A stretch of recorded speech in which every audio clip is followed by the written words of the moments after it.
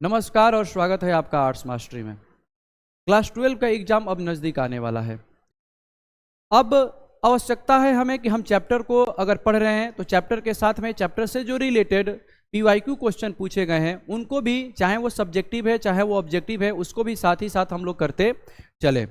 इस वीडियो में हम लोग क्या देखने वाले हैं? इस वीडियो में हम लोग वही जो हमारा राजनीति शास्त्र है क्लास 12 का, उससे जो दो बुक उसमें पढ़ने हैं, समकालीन विश्व की राजनीति और स्वतंत्र भारत की राजनीति, उसी में से जो स्वतंत्र भारत की राजनीति है उसमें हम लोग चैप्टर वाइज जो सब्जेक्टिव क्वेश्चन है वो हम लोग करने वाले हैं। जो चैप्टर 1 में कौन सा क्वेश्चन पूछा गया है PYQ में, पीछे के समय में क्या कौन कौन से क्वेश्चन पूछे गए हैं, सब्जेक्टिव हो चाहे वो शॉर्ट क्वेश्चन हो या चाहे वो लॉन्ग क्वेश्चन हो, उसको हम लोग पार्ट वाइज करके क्या करेंगे, इसमें जानेंगे और देखेंगे और वो क्वेश्चन किस प्रकार से पूछे गए हैं और कैसे पूछे जाते हैं या कैसे पूछे जा सकते हैं, इन सब चीज़ों की भी हम लोग चर्चाएं करेंगे। तो चलिए स्टार्ट करते हैं एक कोटेशन के साथ, एक मोटिवेशनल लाइन के साथ में। अच्छे रिजल्ट लाने के लिए बातों से नहीं रातों से लड़ना पड़ता है। जी हाँ मित्रों, अगर आपको अच्छा रिजल्ट लाना है तो आपको किसी के साथ बात से कि हम अच्छा रिजल्ट लाएंगे, हम अच्छा रिजल्ट लाएंगे, इस बार हमारा रिजल्ट अच्छा आएगा, इस प्रकार से आप बिल्कुल भी मत कहिए। आप दिन रात मेहनत कीजिए और मेहनत करने की आवश्यकता भी है। अगर आप अभी से मेहनत करना स्टार्ट करते हैं तो एग्जाम के समय में आपके पास बर्डन और प्रेशर दोनों क्या रहेंगे, कम रहेंगे और आप एग्जाम में अच्छा परफॉर्म कर सकते हैं। तो आप अभी से ही मेहनत करना स्टार्ट कर दीजिए। तो चलिए आते हैं अपने हम पहले क्वेश्चन पे। पहला क्वेश्चन है हमारा, भारत के लिए विविधता में एकता का क्या अर्थ है? पहला क्वेश्चन है हमारा, भारत के लिए विविधता में एकता का क्या अर्थ है? तो इस क्वेश्चन को अगर देखें तो ये 2015 में भी पूछा गया और साथ ही साथ 2021 में भी पूछा गया है। 2015 में भी पूछा गया और साथ ही साथ ये 2021 में भी प्रीवियस ईयर क्वेश्चन में ये पूछा गया है। और इस क्वेश्चन का पूछने का एक और तरीका है। ये क्वेश्चन इस प्रकार से पूछ सकता है कि भारत के लिए विविधता में एकता का क्या अर्थ है, या फिर ये क्वेश्चन ऐसे पूछा जा सकता है कि भारत में विविधता में एकता है। इस बात को आप क्या कीजिए, इस लाइन को स्पष्ट कीजिए। तो आप अगर ऑब्जेक्टिव क्वेश्चन भी लगा रहे होंगे तो उसमें भी बोला गया है कि भारत में विविधता में एकता है। ये जो लाइन है ये किसके द्वारा बोली गई है, ये यहाँ से ऑब्जेक्टिव क्वेश्चन भी एक क्या होता है, बन सकता है। तो इसका जो आंसर होता है ये होता है कि जो भारत एक विशाल देश है और भारत में अनेक धर्म के लोग हैं, अनेक संप्रदाय के लोग हैं, अनेक जाति के लोग हैं, अनेक भाषा के लोग हैं, अनेक संस्कृति के लोग हैं, रहते हैं, लेकिन फिर भी उनमें एकताएं दिखाई देती है, फिर भी उनमें भाईचारा दिखाई देता है। और नेहरू जी के शब्दों में सभी एकता के क्या हैं, अदृश्य धागों में क्या हैं, ये बंधे हुए हैं।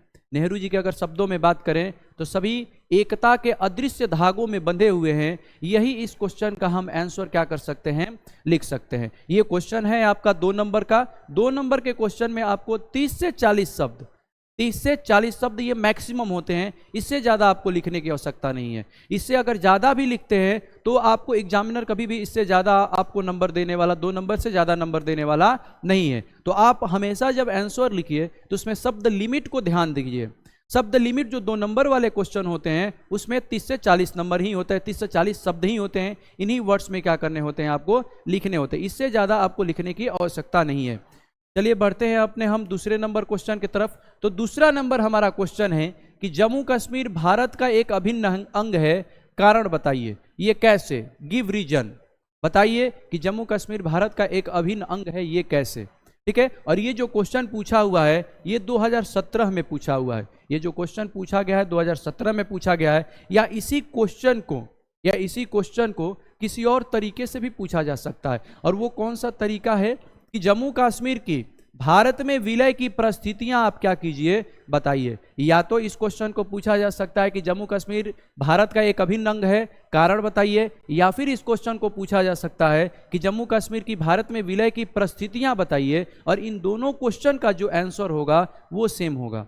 हम लोग जानते हैं भारत आज़ाद होता है और भारत आज़ाद होने के बाद बहुत सारे देशी रियासतों में बटा हुआ रहता है। तो 1947 से पहले जो बहुत सारे देशी रियासत होते हैं, यानी 565 देशी रियासत होते हैं, तो उनमें से तो 12-13 चले जाते हैं, कहाँ पे चले जाते हैं, आपके पाकिस्तान के साथ में हो जाते हैं। लेकिन 552 जो देसी रियासतें होती हैं वो भारत में शामिल होती हैं। 552 देसी रियासतों में से 4-5 ऐसी देसी रियासतें होती हैं जिनको शामिल कराने के लिए हमें बहुत ज़्यादा समस्याओं का सामना करना पड़ता है। कुछ हमें क्या होता है, कुछ में सैन्य बल का इस्तेमाल करना पड़ता है, तब जाकर हम उन्हें इस भारतीय संघ में शामिल कराते हैं। ये सब चीज़ें आप लोग चैप्टर में पढ़े भी होंगे और आप ये जानते भी होंगे। तो जम्मू कश्मीर को भी उसी प्रकार से हम लोग क्या करते हैं कि भारतीय संघ में शामिल करते हैं। पाकिस्तान उन पर हमला करने के लिए जाता है और वो सोचता है कि उसे हम अपने आप में मिला लें, लेकिन वहाँ के जो राजा हरि सिंह होते हैं वो दौड़े दौड़े आते हैं भारत के पास, और भारत के पास आते हैं तो वो इंस्ट्रूमेंट ऑफ एक्सेशन पर भी साइन कर देते हैं, और इंस्ट्रूमेंट ऑफ एक्सेशन पर साइन करने के बाद वो भारत का एक अभिन्न अंग बन जाता है। लेकिन जब 1957 में जम्मू कश्मीर का संविधान बनता है, तो जम्मू कश्मीर का जो संविधान बनता है तो संविधान सभा जो है जम्मू कश्मीर की वो स्वीकार करती है कि हाँ, हम भारत के अभिन्न अंग हैं, हम भारत के क्या हैं, अभिन्न अंग हैं। इस तरीके से करते हुए हम लोगों ने जम्मू कश्मीर को विशेषा अनुच्छेद भी यानी विशेषा अधिकार भी हम लोगों ने दिया हुआ था, और वो है अनुच्छेद 370 और 35 है, जिसे कि तत्काल जो प्रधानमंत्री है या तत्काल जो सरकार है, इस सरकार के द्वारा 5 अगस्त 2019 को क्या कर दिया जाता है, हटा दिया जाता है। और यही बातें हमें क्या करना है, आंसर में यहाँ पर लिखना है। जैसे अगर आंसर को देखें कि आंसर में क्या लिखा गया है, क्या चर्चाएं की गई है, तो भारत स्वतंत्रता अधिनियम 1947 के अंतर्गत रियासतों का राजा विलय पत्र पर हस्ताक्षर करके अपनी रियासत को भारतीय संघ में क्या कर सकता था, मिला सकता था। ऐसे ही राजा हरि सिंह ने भी क्या किया था, किया हुआ था। और 1957 में जम्मू कश्मीर का संविधान लागू हो गया, जिससे उसे भारत का अभिन्न अंग क्या किया गया, घोषित किया गया। यानी कि 1957 में जब जम्मू कश्मीर का संविधान बना तो जम्मू कश्मीर की संविधान सभा ने भी क्या किया कि जम्मू कश्मीर को भारत का अभिन्न अंग घोषित कर दिया। जम्मू कश्मीर के संविधान सभा ने भी जम्मू कश्मीर को भारत का एक अभिन्न अंग घोषित कर दिया। ठीक है, और इसको तहत हम लोगों ने उसको 370 अनुच्छेद भी दिया हुआ था। हम लोग ये चाहते थे कि जितने सारे देसी रियासत हैं वो भारतीय संघ में शामिल हो जाएं। इसके लिए अगर विशेषाधिकार भी देने की बात कही जाए और वो बात बोले देसी रियासत के हमें विशेषाधिकार भी चाहिए, तो हम विशेषाधिकार भी देने के लिए उसको तैयार थे। इसी के तहत जम्मू कश्मीर को भी हम लोगों ने एक विशेषाधिकार दिया था अनुच्छेद 370 के तहत, जिसे कि तत्कालीन जो सरकार है उसे 5 अगस्त 2019 के द्वारा जम्मू कश्मीर को प्राप्त जो विशेषाधिकार है उसे समाप्त कर दिया जाता है। और समाप्त करने के बाद जम्मू कश्मीर को 2 केंद्र शासित प्रदेशों में बांट दिया जाता है, एक जम्मू कश्मीर और एक लद्दाख में। बस एज इट इज इतना ही आपको क्या करना है, इसमें आंसर लिखना है। इससे ज़्यादा आपको कुछ मेंशन नहीं करना है। पहले मेंशन करना है कि कैसे हम लोग देसी रियासतों को मिलाते थे, फिर मेंशन करना है कि जम्मू कश्मीर कब भारतीय संघ में शामिल होता है, यानी जो कि विलय पत्र पर कब साइन करता है, उसके बाद कब जम्मू कश्मीर की जो संविधान सभा है कब उसे भारत का अभिन्न अंग घोषित करती है, इसके बारे में मेंशन करेंगे। और एक लाइन बस इसको मेंशन कर देंगे कि अनुच्छेद 370 जो दिया गया था इसे 5 अगस्त 2019 को क्या कर दिया गया, समाप्त कर दिया गया। बस इतना मेंशन करने के बाद ये हमारा क्वेश्चन का आंसर क्या हो जाएगा, कंप्लीट हो जाएगा। आइए बढ़ते हैं अपने नेक्स्ट क्वेश्चन की तरफ। नेक्स्ट क्वेश्चन है हमारा, राज्य एवं संघ शासित क्षेत्रों में क्या अंतर है। और ये क्वेश्चन 2 बार पूछा है, 2016 में भी पूछा है और 2021 में भी पूछा है। राज्य और संघ शासित प्रदेशों में क्या अंतर है, ये क्वेश्चन आपसे 2 बार प्रीवियस ईयर क्वेश्चन पूछा गया है, 2016 में भी और 2017 में भी पूछा हुआ है। या इसका पूछने का एक और तरीका हो सकता है जो कि 2015 में पूछा भी जा चुका है। ठीक है, कि राज्य और संघ शासित क्षेत्र में अंतर बताइए। अब देखिए यहां पे भी क्षेत्र में क्या अंतर है ये पूछा, यहां पर पूछा अंतर बताइए, तो इन दोनों का हम आंसर जो लिखेंगे वो सेम ही लिखेंगे, क्योंकि दोनों का मतलब ही क्या है, सेम आपको निकल कर आता है। जैसे अगर देखेंगे तो हम जानते हैं कि भारतीय संघ में 28 राज्य हैं जिसे स्वायत्ता प्राप्त है, जिन्हें क्या है, स्वायत्ता प्राप्त है कि वो अपने यहाँ के जो मुख्यमंत्री हैं, मुख्यमंत्री का चयन हो सकता है, अपनी सरकार वहाँ की अपनी हो सकती है। ठीक है, अपना वो शासन, अपने यहाँ नीति पॉलिसी सारी चीज़ें क्या कर सकते हैं, बना सकते हैं। ठीक है, वहाँ के जनता के द्वारा जो चुनी गई मुख्यमंत्री है वो वहाँ के लिए नियम और कानून बना सकते हैं, जबकि ऐसा केंद्र शासित प्रदेशों में नहीं होता है। केंद्र शासित प्रदेशों में उपराज्यपाल के तहत राष्ट्रपति क्या करते हैं, शासन करते हैं। केंद्र शासित प्रदेशों में उपराज्यपाल के तहत राष्ट्रपति वहां पर क्या करते हैं, शासन करते हैं, और वहां का प्रशासन का जो कार्यभार होता है वो सारा केंद्र सरकार पर होता है। सारा केंद्र सरकार द्वारा क्या होता है कि प्रशासित किया जाता है, यानी वहां पे प्रशासन उसका किया जा रहा है। तो यही बातें आपको क्या करना है कि यहाँ पर मेंशन करना है। इसी बात को यहाँ पर क्या करना है, आंसर में आपको मेंशन करना है। और ज़्यादा से ज़्यादा आपको 30 से 40 शब्द में ही इस क्वेश्चन का आंसर क्या करना है, लिखना है। अगर 30 से 40 शब्दों में भी लिख रहे हैं, ठीक है, तो आपका 2 नंबर मिल जाएगा। और इससे ज़्यादा अगर आप लिख रहे हैं तो भी कोई फायदा नहीं होने वाला है, केवल और केवल 2 ही नंबर आपको क्या होने वाला है, मिलने वाला है। अगर इसके मॉडल आंसर को हम देखें कि हमने क्या लिखा हुआ है, तो संविधान ने उनका अधिकार क्षेत्र क्या किया हुआ है, स्पष्ट कर दिया है कि कौन से राज्य क्या होंगे और कैसे उनके अधिकार क्षेत्र होंगे, क्या उनकी शक्तियां होंगी, इन सब चीजों के बारे में वहां स्पष्ट कर दिया गया है।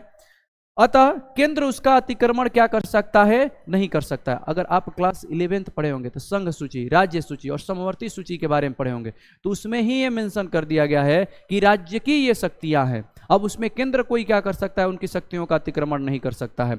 लेकिन संघ शासित जो क्षेत्र होते हैं प्रत्यक्षतः केंद्र के अधीन होता है और उसे स्वायत्ता प्राप्त क्या होती है, नहीं होती है।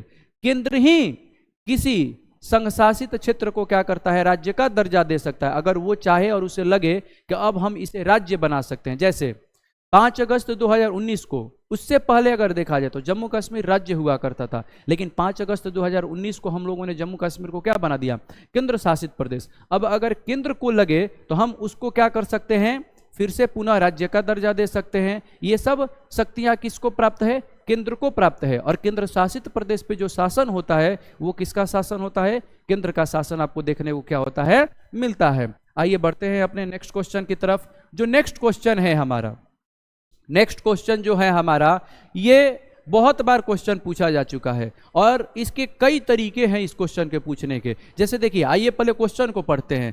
पहला क्वेश्चन पूछ रहा है कि शिमला समझौते का महत्व क्या कीजिए, बताइए। और ये क्वेश्चन देखिए कब पूछा जा चुका है, 2015 में भी पूछा जा चुका है और 2016 में भी ये क्वेश्चन क्या किया गया है, पूछा गया है। अब आगे कहता है कि शिमला समझौता किसे कहते हैं, शिमला समझौता किसे कहते हैं। ऐसे भी ये क्वेश्चन क्या कर सकता है, पूछ सकता है। और ऐसे ये क्वेश्चन पूछा जा चुका है 2019 के एग्जाम में ये क्वेश्चन पूछा जा चुका है। फिर पूछ सकता है कि शिमला समझौते की विवेचना करें, यानी शिमला समझौते के बारे में डिस्कशन कीजिए, बताइए कि आप उसके बारे में क्या जानते हैं शिमला समझौते के बारे में। या फिर पूछने का इसका तरीका हो सकता है कि शिमला समझौते पर किस वर्ष हस्ताक्षर किया गया तथा और किस भारतीय प्रधानमंत्री ने इस पर हस्ताक्षर किया था।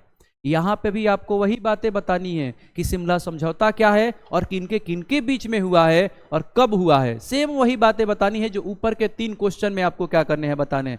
सेम वही क्वेश्चन है, लेकिन इसके पूछने के तरीके अलग अलग हैं।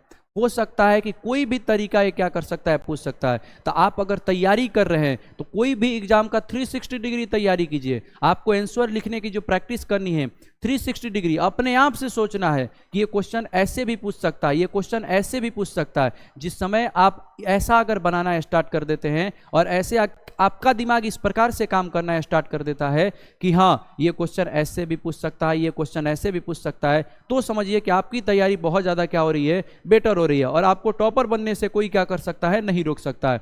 आइए देखते हैं और क्या तरीके हो सकते हैं। अथवा ये पूछा जा सकता है कि शिमला समझौते की किन्हीं 2 मुख्य विशेषताओं को क्या कीजिए, लिखिए। यानी शिमला समझौते की 2 मुख्य विशेषताएं क्या हैं, उनको आपको मेंशन करना। और ऐसा क्वेश्चन पूछा जा चुका है और ये क्वेश्चन 2021 में भी पूछा जा चुका है। या शिमला समझौते पर संक्षिप्त टिप्पणी लिखिए, ये भी क्वेश्चन पूछा जा चुका है और ये 2023 में क्वेश्चन क्या किया गया है, पूछा गया। आप देख सकते हैं ये क्वेश्चन कितना बार रिपीटेड है, ये क्वेश्चन कितना बार रिपीटेड है। अब यही जो क्वेश्चन हो सकता है VVI भी बन जाएगा। यही क्वेश्चन वेरी इंपॉर्टेंट क्वेश्चन, यानी एग्जाम में आने वाला भी क्वेश्चन बन जाएगा। इसलिए आपको ऐसे रिपीटेड क्वेश्चन को एकदम VVI क्वेश्चन की तरह क्या करना है, ट्रीट करना है और उसको इस प्रकार से याद कर जाना और लिखने की प्रैक्टिस कर लेना है कि जैसे ही वो एग्जाम में क्वेश्चन देखें चेहरे पर स्माइल हो जाना चाहिए, चेहरा आपका ऐसा हो जाना चाहिए, न कि चेहरा आपका ऐसा होना चाहिए। तैयारी आपकी इस प्रकार से होनी चाहिए कि चेहरा आपका ऐसा खिला हुआ होना चाहिए। अगर आप पेपर देखते हैं तो ऐसा नहीं होना चाहिए। ठीक है। और ऐसा चेहरा बनाने के लिए या ऐसा चेहरा होने के लिए एग्जाम में आपको दिन रात मेहनत करना पड़ेगा। कम से कम आपको 8 घंटे की पढ़ाई करनी ही पड़ेगी, तभी जाकर कुछ हो सकता है। आइए आते हैं इसके आंसर पे। अब हम लोग जानते हैं कि 1971 में भारत पाकिस्तान युद्ध होता है। 1971 में भारत पाकिस्तान युद्ध होता है और उसमें पाकिस्तान की पराजय होती है और जो पूर्वी पाकिस्तान होता है वो बांग्लादेश के नाम से क्या होता है, जाना जाता है। और जो भारत पाकिस्तान युद्ध होता है तो युद्ध होने के बाद ये जो कंगालपति है यानी जो पाकिस्तान है, खुद भिख मांगा है, जब युद्ध हो जाता है, हार जाता है, तो उसके यहाँ तो खाने के लिए है नहीं, तो जो 93,000 सैनिकों को हम लोग बंधक बनाते हैं उनको भी वो छोड़ाने के लिए नहीं आता है। सोचता है कि चलो बेचारे को खाना तो कम से कम मिल रहा है, हमारे यहाँ तो वो भी नहीं मिल रहा था, कम से कम उनके यहाँ खाना तो उनको मिल रहा है आराम से। ये सब चीज़ें सोचता है और सोचने के बाद न कुछ करता है न कोई एक्शन लेता है। तो फिर क्या किया जाता है कि जब युद्ध पूरी टोटली हार जाता है तो क्या होता है कि उस समय जो प्रधानमंत्री हमारी रहते हैं और उस समय जो वहाँ के जो राष्ट्राध्यक्ष होते हैं उनके बीच में क्या होता है, शिमला में एक समझौता होता है जिसे हम लोग शिमला समझौता के नाम से जानते हैं। और उस समझौता में यही बात बोली जाती है कि जो सैनिक बंधक बनाए गए हैं उन्हें पुनः वापस पाकिस्तान को दिया जाएगा और साथ ही साथ जो पूर्वी पाकिस्तान है इसे आज से बांग्लादेश के नाम से जाना जाएगा और ये पाकिस्तान का भाग अब नहीं रह चुका है।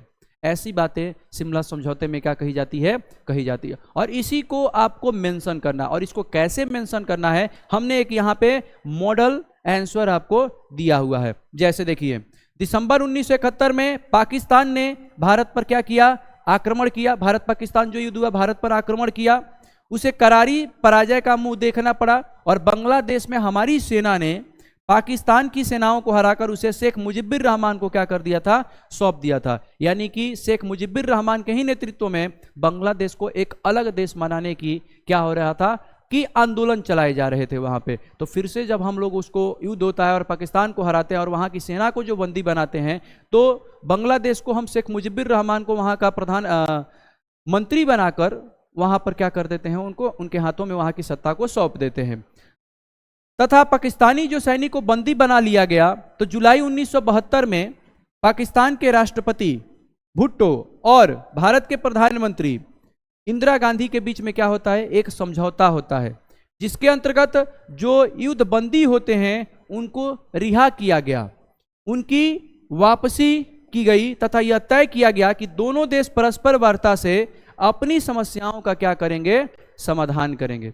बस इतना ही आपको क्या करना है, इस क्वेश्चन का आंसर आपको क्या करना है, लिखना है। इससे ज़्यादा आपको मेंशन करने की आवश्यकता क्या है, किसी भी चीज़ की नहीं है। या आप शिमला समझौते में जो जो बातें हैं, अगर आप क्लास में कहीं पढ़ रहे हैं या ऑनलाइन कहीं पढ़ रहे हैं और वहाँ पे शिमला समझौते पर कुछ बातें अगर बोली गई हैं या लिखवाया गया है शिमला समझौते पे, तो उसको भी आप वहाँ पर मेंशन कर सकते हैं। हम बस यहाँ पर आपको एक मॉडल आंसर क्या कर रहे हैं, दिखा रहे हैं कि आपको इतनी ही सारी चीज़ें क्या करनी है, लिखनी है।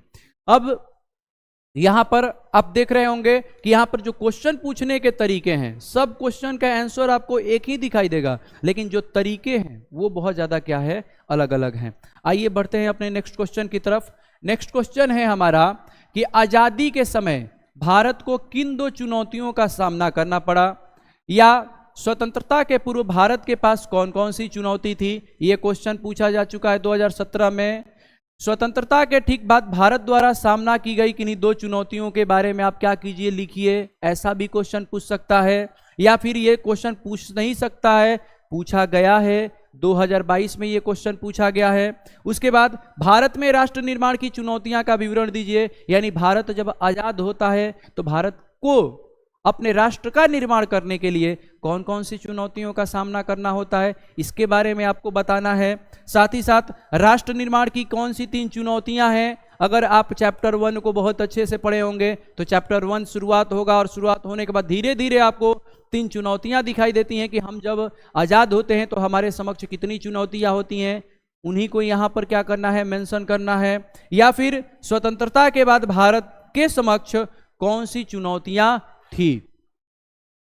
ये क्वेश्चन इस प्रकार से और इतने प्रकार से क्या कर सकता है, पूछ सकता है, और इतने प्रकार से क्वेश्चन पूछा जा सकता है, लेकिन आंसर बस आप अच्छे प्रकार से जानते हैं। आप अगर चैप्टर को अच्छे प्रकार से पढ़े होंगे तो वहां पर यह भी पढ़े होंगे कि आजाद भारत के समक्ष 3 चुनौतियां होती हैं। और 3 चुनौतियां क्या होती हैं कि जो भारत है छोटे छोटे देशी रियासतों में बटा हुआ था, तो छोटे छोटे देशी रियासतों में बटा हुआ था और अंग्रेज हमें आजाद करते हैं तो ये बोलकर जाते हैं कि ये देशी रियासत चाहे तो भारत में मिल सकते हैं या फिर कहाँ मिल सकते हैं, पाकिस्तान में मिल सकते हैं। ये उनको देशी रियासत के राजाओं को ये अधिकार दे दिया जाता है।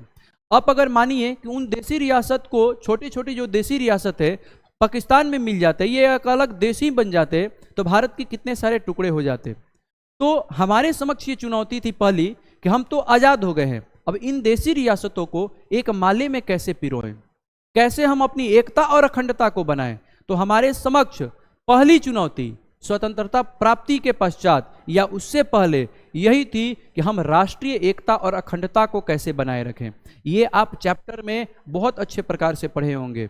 उसके बाद दूसरी चुनौती जो होती है, अब हम राष्ट्रीय एकता और अखंडता को तो बना लेते हैं, अब हमारे जो नेता होते हैं, राष्ट्रीय आंदोलनकारी जो नेता होते हैं, वो पहले से ही सोचे रहते हैं कि हम लोकतंत्र को अपनाएंगे। हम क्या अपनाएंगे? लोकतंत्र को अपनाएंगे। अब हम आज़ाद हो चुके हैं, हमारा कॉन्स्टिट्यूशन भी बनकर तैयार हो चुका है, तो हमारे समक्ष ये चुनौती थी कि जिस लोकतंत्र को हम बोल रहे थे अपनाने के लिए, जिस लोकतंत्र को अपना रहे हैं, अब उसको आवश्यकता है ग्राउंड लेवल पर अपनाने के लिए। और सबसे पहले लोकतंत्र को लागू करने के लिए हमें आवश्यकता है स्वतंत्र और निष्पक्ष तरीके से चुनाव कराना। तो हमारे समक्ष ये चुनौती होती है दूसरी कि हम लोकतंत्र को कैसे स्थापित करें, यानी कि स्वतंत्र और निष्पक्ष तरीके से कैसे चुनाव कराएं। उसके बाद जब स्वतंत्र और निष्पक्ष तरीके से चुनाव करा लेते हैं 1951-52 में, तो हमारे पास एक तीसरी चुनौती होती है कि उस समय जब हम आज़ाद हुए रहते हैं तब विश्व 2 गुटों में बटा हुआ रहता है और हमारे सामने विकास के 2 मॉडल होते हैं, एक पूंजीवादी और एक साम्यवादी। इन दोनों मॉडल में से हम किस मॉडल को अपनाते हैं, यानी नियोजित विकास हम अपना कैसे करते हैं, ये हमारे समक्ष तीसरी चुनौती होती है। तो इन्हीं सब चुनौतियों के बारे में यहाँ पर आपको क्या करना है, मेंशन करना है और बताना है। और यही सब चुनौतियों के बारे में यहाँ पर क्वेश्चन में क्या किया गया है, पूछा गया है। हमने उसका एक मॉडल आंसर भी हमने क्या किया हुआ है, लिखा हुआ है। और मॉडल आंसर में अगर देखेंगे तो स्वतंत्रता के पश्चात भारत के समक्ष मुख्य चुनौतियां थी, जैसे पहला क्या है, राष्ट्रीय एकता को बनाए रखने की चुनौती, यानी कि भारत 565 देशी रियासतों में बटा हुआ है, इसमें से 552 ही भारत में शामिल हो रहे हैं और 13 कहाँ जा चुके हैं, 13 भिखमंगा देश के पास जा चुके हैं, यानी पाकिस्तान के पास जा चुके हैं, और बचे हैं केवल कितने, 552। तो उन 552 देशी रियासतों को एकता और अखंडता के माले में कैसे हम पिरोएं, ये हमारे समक्ष चुनौती थी। तो आप इसको यहाँ पर मेंशन कीजिए।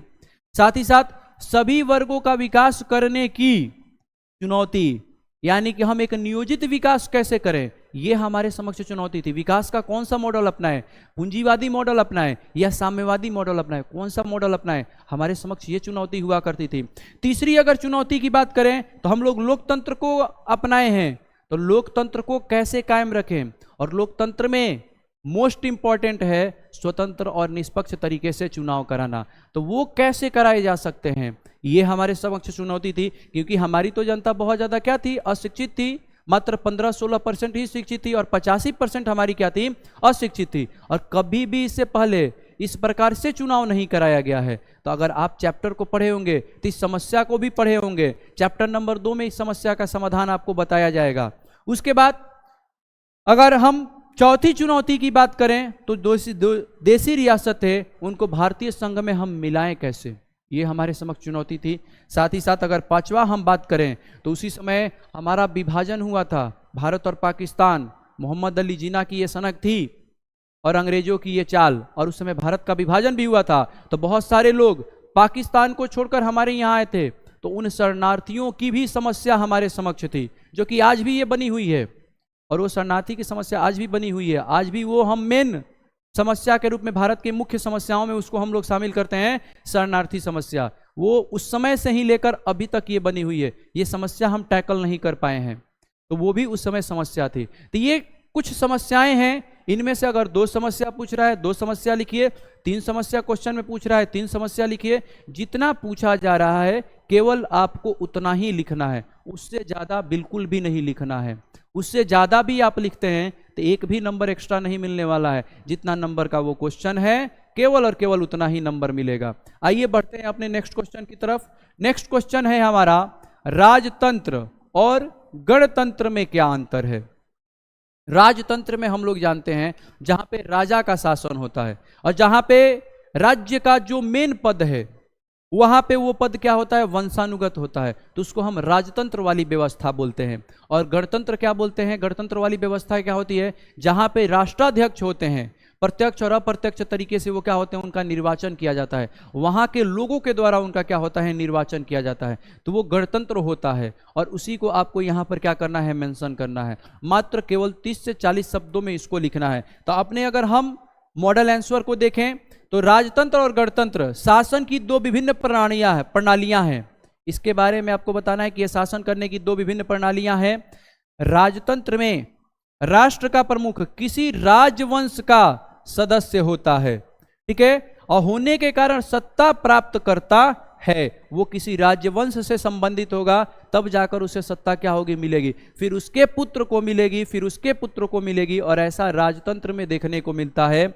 उसका पद क्या होता है, पौत्रिक होता है, यानी कि उसके पिता, उसके दादा, इस प्रकार से वंशानुगत वो चलता आता है। लेकिन गणतंत्र में राष्ट्र के जो प्रमुख होते हैं वो जनता के वोटों के आधार पर क्या होता है, चुना जाता है, यानी उनका निर्वाचन होता है। जैसे अगर भारत की हम बात करें तो भारत एक गणतांत्रिक देश है। यहाँ पे जो हमारे राष्ट्राध्यक्ष होते हैं वो क्या होते हैं, चुने जाते हैं, जनता के वोटों के द्वारा वो चुने जाते हैं। लेकिन वही अगर ब्रिटेन की बात करें, वही अगर भूटान की बात करें तो वहाँ पे राजतंत्र है, वहाँ पे जो राष्ट्राध्यक्ष होते हैं, देश के जो हेड होते हैं, वो क्या होते हैं, वंशानुगत है, वो पद क्या है, वंशानुगत है। यही बातें यहाँ पर इस क्वेश्चन में क्या की गई है, पूछी गई है। और ये क्वेश्चन आपको पूछा गया है 2021 में, ये क्वेश्चन पूछा गया है 2021 में। आइए बढ़ते हैं अपने नेक्स्ट क्वेश्चन की तरफ। नेक्स्ट क्वेश्चन है, भाषा नीति क्या है, और ये क्वेश्चन 2018 में भी पूछा है और 2019 में भी पूछा है।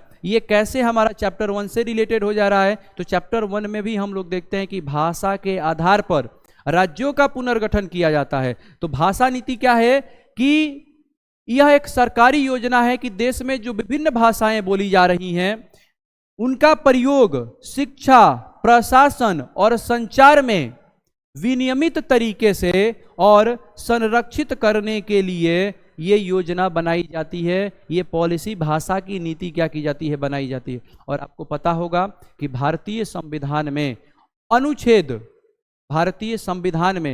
जो अनुसूची है, 8वीं अनुसूची में भाषा के बारे में बात कही गई है और उसमें 22 भाषाओं को ही केवल संवैधानिक मान्यता प्राप्त है। तो वो 22 भाषाओं में ही जितने सारे हमारे कार्य हैं, शिक्षा के कार्य, प्रशासन के कार्य या संचार के कार्य, उन्हीं सब भाषाओं में हो सकते हैं। तो इसके लिए जो हम पॉलिसी बनाते हैं, भाषा को लेकर जो हम पॉलिसी बना रहे होते हैं, लैंग्वेज को लेकर जो हम पॉलिसी बना रहे होते हैं, वही हमारा क्या कहलाता है, भाषा नीति कहलाता है। आइए बढ़ते हैं अपने नेक्स्ट क्वेश्चन की तरफ। नेक्स्ट क्वेश्चन है हमारा, सामाजिक न्याय क्या है। नेक्स्ट क्वेश्चन है, सामाजिक न्याय क्या है, और ये हमारा क्वेश्चन संबंधित है क्लास 11th अगर पढ़े होंगे तो वहाँ पे सामाजिक न्याय, आर्थिक न्याय की बातें और राजनीतिक न्याय, आप प्रस्तावना पढ़े होंगे तो वहाँ पे 3 प्रकार की न्याय की बातें की गई है, सामाजिक न्याय, आर्थिक न्याय और राजनीतिक न्याय की बातें की गई है। तो उसी में से सामाजिक न्याय क्या है, ये क्वेश्चन यहाँ पर पूछा गया है, और ये क्वेश्चन पूछा गया है 2022 में। ये क्वेश्चन पूछा गया है 2022 में। इसी वीडियोस के माध्यम से हम लोग क्या करेंगे कि जो क्लास 11th का भी क्वेश्चन पूछा गया है उनको भी एक एक करके हम लोग क्या करेंगे, देखते चले जाएंगे। तो इससे हमें ये होगा कि क्लास 11th के क्वेश्चंस के लिए हमें, अगर आप क्लास 11th पढ़ाई नहीं किए हुए हैं तो भी एक्स्ट्रा समय हमें नहीं देना है, हम यहीं पर क्या कर लेंगे, उनको डील कर लेंगे और उनको देख लेंगे। तो यहाँ पर सामाजिक न्याय को समझाते हुए लिखा गया है कि देश में रहने वाले जो पिछड़े और दुर्बल वर्ग के जो लोग हैं उनके लिए आवश्यकता है, यानी जो हमारे यहाँ अनुसूचित जाति है और अनुसूचित जनजाति है उनके लिए हमें आवश्यकता है सामाजिक और शैक्षणिक रूप से उन्हें आरक्षण की व्यवस्था करना। यानी कि जो हमारे यहाँ सामाजिक और शैक्षणिक रूप से पिछड़ा हुआ जो वर्ग है, वो देखा गया आज़ादी के बाद कि कौन सा ऐसा वर्ग है जो सामाजिक और शैक्षणिक रूप से पिछड़ा हुआ है। तो हम लोगों ने पाया कि जो SC ST वर्ग है वो सामाजिक और शैक्षणिक रूप से पिछड़ा हुआ वर्ग है, तो उसको आरक्षण देने की बात की गई, उसको आरक्षण देने की बात कही गई। और नेहरू जी की ये कल्पना थी। नेहरू जी ने एक कल्याणकारी राज्य की प्रतिमान को सराहा और जिसका ध्येय गरीबी को, बेरोजगारी को, भूखमरी को, अज्ञानता को, बीमारी को, आश्रय भाव को, ये जैसे जितनी सारी समस्याएं हैं जो हमारे देश के लिए एक रोग की तरह काम कर रही हैं, इन समस्याओं को दूर करके पूरे समाज में एक न्याय की एस्टैब्लिशमेंट करना, यही हमारा क्या हो जाता है, सामाजिक न्याय कहलाता है। और इसी को यहाँ पर अच्छे प्रकार से क्या किया गया है, लिखा गया है। और अगर देखा जाए तो सामाजिक और आर्थिक न्याय दोनों ही हमारे देश के लिए बहुत ज़्यादा जरूरी हैं और राष्ट्र के निर्माण के लिए बहुत ज़्यादा जरूरी हैं। इसमें एक राजनीतिक न्याय भी होता है, वो भी हमारे राष्ट्र के लिए ज़्यादा जरूरी है। नेक्स्ट क्वेश्चन है हमारा, आर्थिक न्याय क्या है? और ये क्वेश्चन 2 बार पूछा जा चुका है, 2020 में भी पूछा जा चुका है और 2021 में भी पूछा जा चुका है। तो ये क्वेश्चन आपको देखने की आवश्यकता है और ये क्वेश्चन आप अच्छे से पढ़ लीजिएगा तो जाइएगा एग्जाम देने के लिए। और इस क्वेश्चन में क्या बोला गया कि आर्थिक न्याय वस्तुतः सामाजिक न्याय का ही एक अंग है और इसका उद्देश्य प्रत्येक व्यक्ति को ऐसे अवसर उपलब्ध कराना है जिससे कि वह सम्माननीय एवं सृजनात्मक जीवन क्या कर सके, जी सके। और वह इसका उद्देश्य क्या होता है कि व्यक्तिगत संपत्ति क्या कर सके, प्राप्त कर सके, और उसको प्राप्त करने में और जो साधनों तक पहुंच है वो उसको आसानी तरीके से क्या कर सके, प्राप्त कर सके। अगर इस प्रकार से है तो समझिए कि वहां पे आर्थिक न्याय है, वहां पर क्या है, आर्थिक न्याय है। बस एज इट इज आप इसको भी आंसर लिख सकते हैं, या आपने अगर आर्थिक न्याय के बारे में भी पढ़ा है तो आप उसको भी वहां पर क्या कर सकते हैं, मेंशन कर सकते हैं। बढ़ते हैं अपने नेक्स्ट क्वेश्चन की तरफ। नेक्स्ट क्वेश्चन है हमारा कि केंद्र अथवा संघ शासित प्रदेश क्या है? और ऐसा क्वेश्चन 2020 में पूछा जा चुका है कि केंद्र अथवा संघ शासित प्रदेश से आप क्या समझते हैं, या क्या है, या किसे कहते हैं। ये सब का आंसर एक ही होता है, इन सब चीजों का आंसर क्या होता है, एक ही होता है। तो इससे पहले हमने एक क्वेश्चन देखा कि राज्य और केंद्र शासित प्रदेश में अंतर क्या है। तो हम लोगों ने देखा था कि राज्य को स्वायत्ता प्राप्त होती है, लेकिन केंद्र में केंद्र का शासन होता है और केंद्र के द्वारा क्या किया जाता है कि चलाया जाता है। जहां पर केंद्र का प्रशासन होता है और केंद्र का शासन चलाया जाता है वो हमारे केंद्र शासित प्रदेश होते हैं। और वहां पे राष्ट्रपति उपराज्यपाल के माध्यम से क्या करते हैं कि प्रशासन की देखरेख करते हैं और वहां पर प्रशासन चलाते हैं। और यही बातें यहां पर क्या की गई हैं, मेंशन की गई है। आप इसको भी एज इट इज लिख सकते हैं कि संघ शासित प्रदेश वे क्षेत्र होते हैं जो भारत सरकार के सीधे नियंत्रण में क्या होते हैं भारत सरकार यानी कि केंद्र सरकार, भारत सरकार यानी कि किसके, केंद्र सरकार के सीधे नियंत्रण में होते हैं। किसके होते हैं, केंद्र सरकार के सीधे नियंत्रण में होते हैं। और इनमें राज्य जैसी स्वतंत्र सरकार क्या होती है, नहीं होती है, बल्कि उपराज्यपाल या प्रशासक केंद्र सरकार द्वारा नियुक्त होकर वो क्या करते हैं, शासन करते हैं। जितने सारे हमारे केंद्र शासित प्रदेशों में हैं वो सब यहीं पे होते हैं। कुछ केंद्र शासित प्रदेशों में आपके मुख्यमंत्री भी दिखाई देते होंगे। तो आप अगर क्लास 11th पढ़े होंगे तो वहां पे अच्छे प्रकार से इसको समझ गए होंगे कि वहां पे मुख्यमंत्री का चयन कैसे होता है और क्या होता है। बढ़ते हैं अपने नेक्स्ट क्वेश्चन की तरफ। नेक्स्ट क्वेश्चन जो हमारा है वो है कि विकास के 2 मॉडल कौन से हैं और भारत के द्वारा विकास का कौन सा मॉडल क्या किया गया, अपनाया गया। ये क्वेश्चन सेम 2022 में पूछा जा चुका है। ये क्वेश्चन प्रीवियस ईयर है और ये क्वेश्चन 2022 में पूछा जा चुका है, आपको याद रखना है। या फिर ये क्वेश्चन पूछने का और तरीका हो सकता है, एक और तरीका क्या है कि विकास के समाजवादी या पूंजीवादी मॉडलों में क्या अंतर था, भारत ने किस तरह की मॉडल को अपनाया। हम लोग देखते हैं कि जैसे ही आजाद होते हैं तो समकालीन विश्व वाली राजनीति में आप लोग पढ़े होंगे कि विश्व 2 गुटों में बटा हुआ है, यानी 2 महाशक्तियां विश्व में उस समय होती हैं, एक यूएसए और एक यूएसएसआर। और दोनों की ही अगर देखा जाए तो दोनों ही अलग अलग विचारधारा वाली होती है, दोनों ही अलग अलग विकास मॉडल वाली होती है। तो हम भी जब आजाद होते हैं तो हमारे समक्ष भी ये चुनौती होता है कि हम इनमें से कौन सा विकास का मॉडल अपनाते हैं, पूंजीवादी मॉडल अपनाते हैं या हम साम्यवादी मॉडल अपनाते हैं। यानी कि पूंजीवादी मॉडल में सारी चीजें सरकार के कंट्रोल से बाहर होनी चाहिए, यानी निजी व्यक्तियों के हाथों में हम करेंगे देंगे, या फिर हम सब चीजें राज्य के ही नियंत्रण में रखेंगे। उत्पादन के जितने सारे साधन हैं वो सब राज्य के ही नियंत्रण में रखेंगे। इन दोनों में से हम कौन सा मॉडल अपनाते हैं?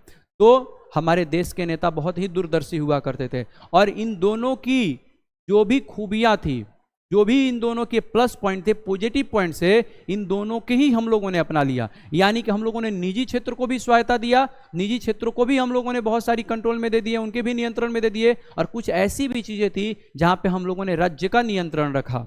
यानी कि हम लोगों ने मिश्रित अर्थव्यवस्था के मॉडल को क्या किया? अपनाया। यानी मिश्रित विकास के हम लोगों ने मॉडल को अपनाया और यहीं पर क्या किया गया है, इसको एज ए मॉडल आंसर में उसको लिखा गया है। आप इसको ऐसे लिख सकते हैं कि स्वतंत्रता प्राप्ति के पश्चात राष्ट्र निर्माण एवं विकास संबंधित 2 मॉडल क्या किए गए थे? प्रस्तुत किए गए थे। जब आजाद होते हैं और जब हम तीसरे नंबर चैप्टर आप अगर पढ़िएगा तो वहां पे यही सब क्या होता है? कॉन्फ्लिक्ट दिखाई देता है कि विकास के कौन से हम मॉडल अपनाएं, विकास के कौन से मॉडल अपनाएं, यही कॉन्फ्लिक्ट होता है। तो उस समय 2 विकास के मॉडल पेश किए जाते हैं, एक समाजवादी यानी एक साम्यवादी और एक क्या है? पूंजीवादी मॉडल है। अब इसको अगर देखा जाए तो पूंजीवादी मॉडल क्या है कि पूंजीवादी व्यवस्था में विकास का जो समस्त दायित्व होता है वह किसके हाथों में होता है? निजी हाथों में केंद्रित होता है, निजी हाथों में केंद्रित होता है। जैसे पश्चिमी देशों में आप देखिएगा, जैसे आप अमेरिका में देखिएगा, जैसे आप ब्रिटेन में देखिएगा, यानी वो सब निजी हाथों में केंद्रित होता है वहां पे विकास का मॉडल। अगर वही हम बात कर लें समाजवादी मॉडल यानी साम्यवादी मॉडल की अगर हम बात कर लें तो यहाँ पे निजी संपत्ति का समाप्त कर दिया जाता है और जितने सारे उत्पादन के साधन होते हैं वो सब किसके कंट्रोल में होते हैं? राज्य के द्वारा क्या होते हैं? नियंत्रित होते हैं, राज्य के द्वारा नियंत्रित होते हैं साम्यवादी मॉडल में। तो हमारे देश के जो नेहरू जी होते हैं यानी दूरदर्शी जितने सारे नेता होते हैं, उन नेताओं ने विचार विमर्श किया और बोला कि हम अभी पूंजीवादी विचारधारा यानी उन्हीं की जो विचारधारा पूंजीवादी विचारधारा थे उसी के हम लोग गुलाम थे। तो सारी चीजें अगर फिर से हम निजी व्यक्तियों के हाथ में दे देंगे तो शायद हो सकता है कि भारत फिर से पुनः वैसा हो सकता है, भारत में परिस्थितियां वैसी हो सकती हैं। और अगर सारी चीजें राज्य के ही कंट्रोल में ले लेंगे तो राज्य पॉलिसी कब बनाएगा विकास के लिए? इसलिए हमें दोनों लोगों को यहाँ पर क्या करना है? देखना है और हमें क्या करना है कि दोनों का जो पॉजिटिव पॉइंट्स है उनको अपनाएंगे और उनको अपनाते हुए हम लोग मिश्रित अर्थव्यवस्था के मॉडल को अपनाते हैं। किसको अपनाते हैं? मिश्रित अर्थव्यवस्था के मॉडल को अपनाते हैं और यही बातें यहाँ पे लिखी गई है और इसी को आप एज इट इज भी मेंशन कर सकते हैं और 2 नंबर आप अच्छे से ले सकते हैं, या फिर अगर आप पढ़े हुए हैं तो उसको भी आप लिख सकते हैं, या सिंपल लैंग्वेज में इसको भी आप इस क्वेश्चन में क्या कर सकते हैं? मेंशन कर सकते हैं। आइए बढ़ते हैं अपने नेक्स्ट क्वेश्चन की तरफ। नेक्स्ट क्वेश्चन है क्वेश्चन नंबर 12, सहमति पत्र यानी इंस्ट्रूमेंट ऑफ एक्सेशन क्या थी? इंस्ट्रूमेंट ऑफ एक्सेशन क्या थी? अब जानते हैं कि हम भारत जैसे ही आजाद होता है तो देशी रियासतों को मिलाने के लिए एक विलय पत्र पर साइन कराया जा रहा था और वही विलय पत्र हमारा इंस्ट्रूमेंट ऑफ एक्सेशन के क्या होता है? नाम से जाना जाता है। जितने सारे देशी रियासत होते हैं और देशी रियासत के राजाएं होते हैं वो भारतीय संघ में शामिल होने के लिए इंस्ट्रूमेंट ऑफ एक्सेशन पर साइन करते हैं। तो देशी राजवाड़ों को भारतीय संघ में शामिल कराने के लिए जिस विलय पत्र पर हस्ताक्षर कराया जा रहा था वही हमारा इंस्ट्रूमेंट ऑफ एक्सेशन के नाम से जाना जाता है। बस यही आपको क्या करना है? यहां पर मेंशन कर देना है और यही इसका क्या हो जाएगा? आंसर हो जाएगा। यानी यही आपका सहमति पत्र, या उसे हम लोग इंग्लिश में अगर बोल दें तो इंस्ट्रूमेंट ऑफ एक्सेशन के नाम से क्या किया जाता है? जाना जाता है। अब ये जो तो है ये तो चैप्टर 1 का जो प्रीवियस ईयर क्वेश्चन पूछे गए हैं सब्जेक्टिव का, चैप्टर 1 का जो स्वतंत्र भारत की राजनीति का यानी राष्ट्र निर्माण की चुनौती है उसका ये अभी वीडियो लेक्चर पार्ट 1 होने वाला है। अभी इसी से रिलेटेड अभी और भी क्वेश्चन है जिन क्वेश्चन को हम लोग क्या करेंगे? डील करेंगे, जिन क्वेश्चन को हम लोग जानेंगे और देखेंगे और प्रीवियस ईयर क्वेश्चन में कैसे पूछे गए या उसका आंसर क्या हो सकता है उसके बारे में भी जानेंगे। यानी उसको हम पार्ट 2 वाले वीडियो में क्या करेंगे? जानेंगे। और उसके बाद इसका पार्ट 3 भी आएगा और पार्ट 3 में हम लोग दीर्घ उत्तरीय क्वेश्चन को देखेंगे कि इस चैप्टर से रिलेटेड दीर्घ उत्तरीय क्वेश्चन कौन कौन से हैं, लॉन्ग क्वेश्चन कौन कौन से हैं जो हमारे बिहार बोर्ड के एग्जाम में पूछे गए हैं। आई होप कि अब तक आपका एक कंसेप्ट भी क्लियर हो गया होगा और चैप्टर का भी एक तरीके से रिवीजन हो गया होगा कि चैप्टर में क्या क्या आपको पढ़ने हैं और चैप्टर से कैसे क्वेश्चन पूछे जा सकते हैं। ये भी आपका एक कंसेप्ट क्या हो गया होगा और कंफ्यूजन क्या हो गया होगा कि दूर हो गया होगा।